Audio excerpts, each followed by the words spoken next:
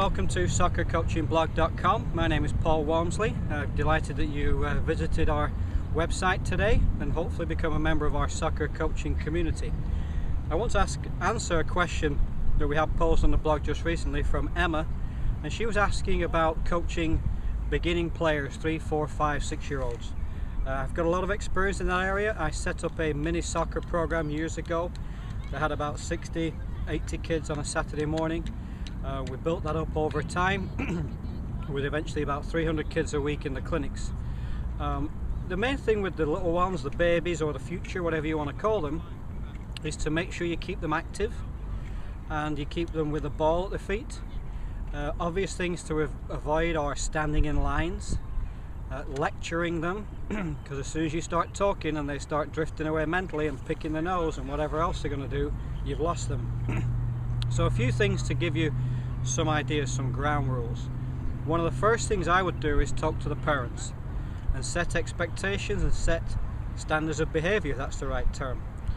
What I put across to the parents was, for the next 45 minutes or an hour, these kids are mine.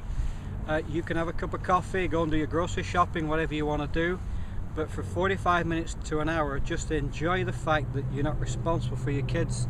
I've got them. That's hard at first because parents want to still be in control of their little ones and be yelling instructions from the sidelines, that kind of thing, and that's not what we're looking for. So the rules I would give the parents are: get them here in plenty of time, don't have them show up late, make sure they have their own soccer ball, make sure they have a water bottle, make sure they got the sun cream on if necessary. If it's the opposite, if it's cold, you know, I was working with one little girl one time and I touched her hand and it was like a block of ice. No wonder she wasn't interested in that day. So get the kids there early, suitably dressed, suitably prepared, had breakfast, that kind of thing. So that's the responsibility of a parent. Sounds the basics, but I promise you it's worth recapping.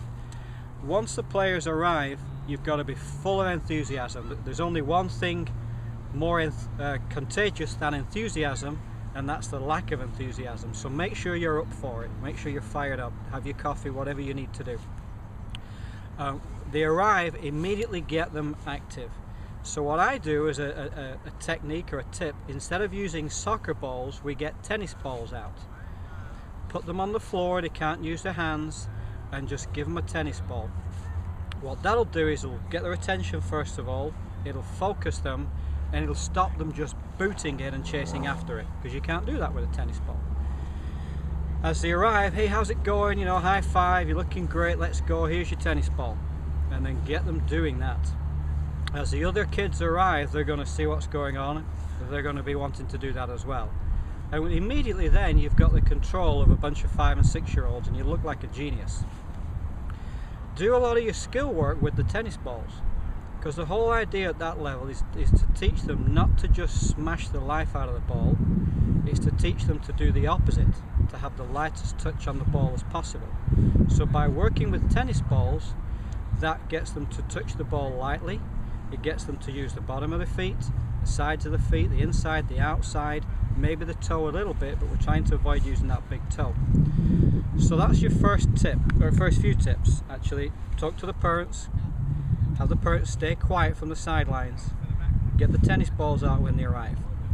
Then when everyone's arrived and you're ready to go, let them go for a quick drink, quick adjust to whatever they need to do, and then the parents are out of the picture then. Tell the parents that if the little kid needs a drink, they cannot come running over to them until you say.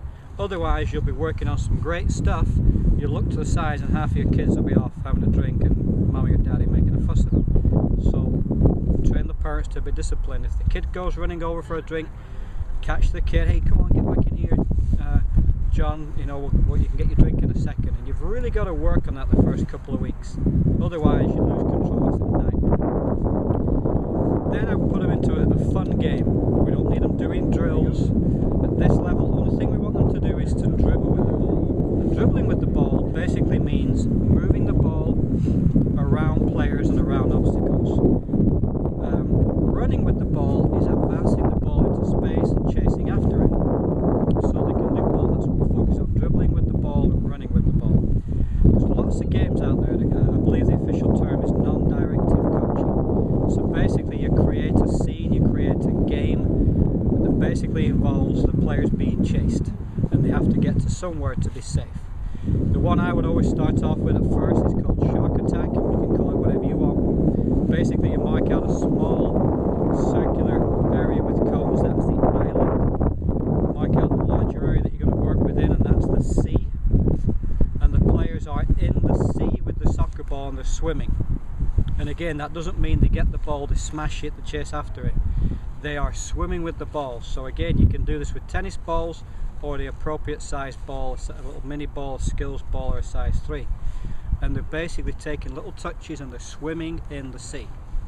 You're the shark, you're the coach, you're the shark. So what you're going to do, all of a sudden you're going to shout, "Shark attack!" And all the kids are going to giggle and scream, and they have to dribble their ball, swim with their ball back to the island and put their foot on the ball. Then they're safe. If they just kick the ball towards the island, it's going to go right through the back of the island, they're going to be back in the sea. So again, that's why we're doing this. We want them to be able to turn with the ball, lots of little touches, get on the island, put their foot on it, they're safe. You as the shark, you're going to chase them. You're not going to slide tackle them, hopefully.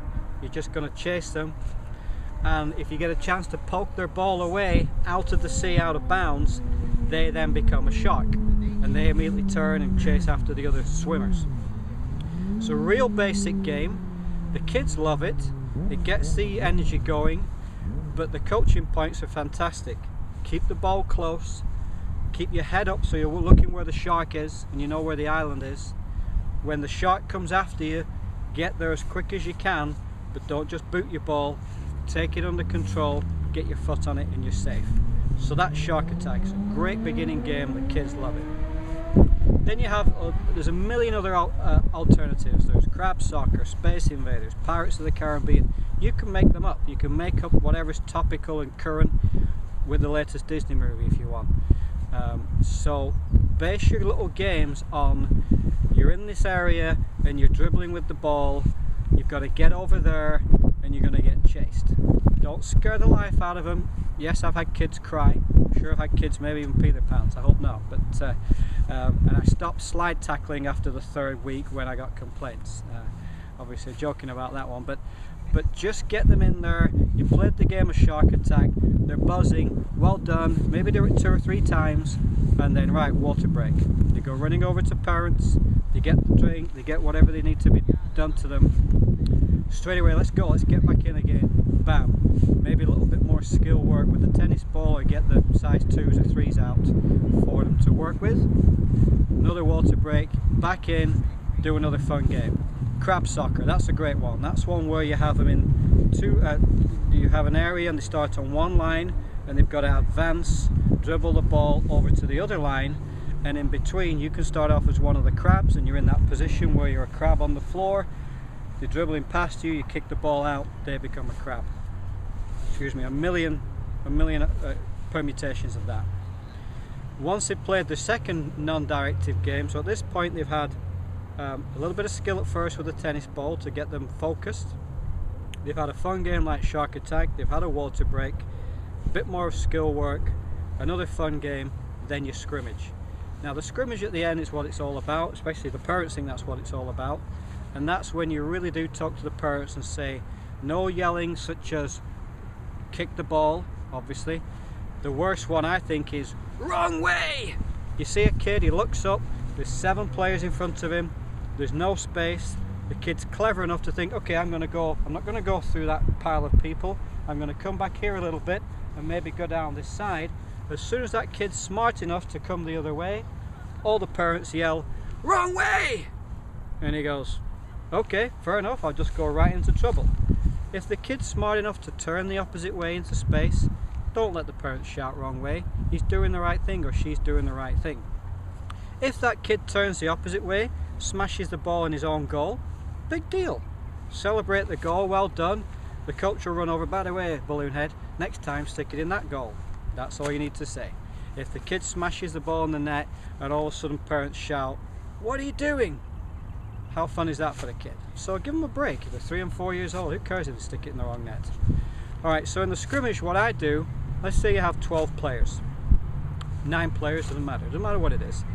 three teams, so 3 3s or 3 4s, reds versus yellows, blues on the sideline. Reds and yellows are playing and you're the coach. You can play, you can be involved. Again, don't beat 7 players and smash it in the top corner. I've done that before and got in trouble as well. Looked good on video though, it really did. So what you do is you have them scrimmaging. They're going to be like bumblebees, of course, and all you're doing is talking to them a little bit and maybe knocking the ball into some space, because they're all bunch ball around the ball. There's all this space around there. Just get in there and flick it into some space. They all go running over and they do it again. So you're just managing that. Let them go for a couple of minutes, 3 minutes maybe. If there's been a goal scored, great. If not, doesn't matter. Then stop it. Yellows off, blues on. Yellows are getting their water break. Reds and blues are going for it. Do 2 or 3 minutes, get the reds off, bring the yellows back on. So you're just rotating. Don't have it where the team that scores stays on, because then you get one team that dominates and the other 2 teams, the heads drop. We're not keeping score, we're just keeping them busy. If you get a chance in the scrimmage to show off a bit of your skills, have some fun, of course, do that. Have some fun with them. They want to see you be able to play. The parents want to see that you can play. But it's not about you, it's just about them, the kids having some fun. At the end of the session, once you're done, bring them in, high fives, make a big fuss of them, maybe give them some homework to do, and I don't mean 30 laps around the block, nothing like that, but some ball work with a tennis ball maybe, because remember, here in the US they're only going to practice once a week maybe at that age. They're not going to do it on their own unless they're motivated to do so, because they've got video games and computers and TV and all that kind of stuff. So maybe, hey, before next week, if you get a chance, can you practice this little simple skill? Give them a real basic thing to work on. If they haven't done it when they come back next week, don't yell at them. It's not a big deal, they're just little ones. So that's a typical mini soccer, the future, soccer tots, whatever you want to call your basic session. Welcome them with a big grin and a lot of enthusiasm. Give them a tennis ball to focus with. Do a non-directive game, water break, a bit more skill work, non-directive game, scrimmage, high five, get them out of here.